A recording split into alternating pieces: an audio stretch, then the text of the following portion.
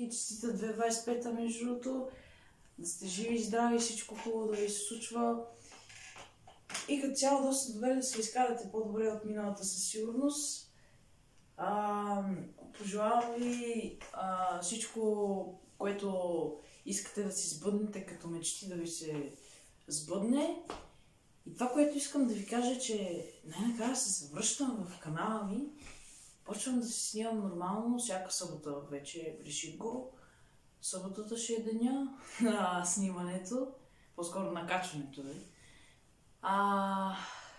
И като цяло, това видео няма пак да е дълго.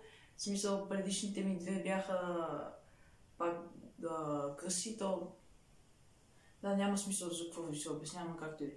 Но това видео ще е късо отново, но вече следващото ще си е нормално.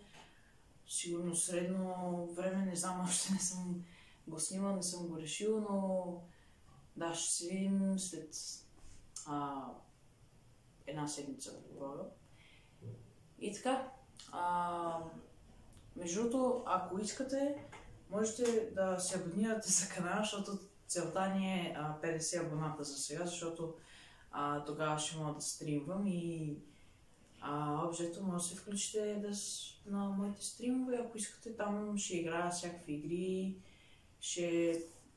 вие ще ми пишете, ще ми казвате, в смисъл, да, ще играя игри, може да си говорим нещо, всякакви такива работи. В видеята, предполагам, ще има всякакви, като със сигурност ще има игри, това е ясно. Ще има някакви разхождания навънка, всякакви екстремни работи.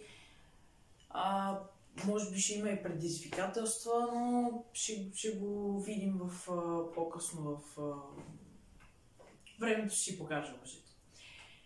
И това, което още не съм го обмислил, мисля, че ще има доста готини неща, така че ако на вас ви се иска, сигурно ще има и аниме неща. Това няма да го пропускам. Ще има клипчета с анимета свързани. Така че ако ви харесва този тип контент, който тук що изредих, можете да се абонирате и го очаквайте в бъдещи видеа. А за сега това, което мога да ви кажа е едно чао-чао от мен и както обикновено едно пляскащо чао.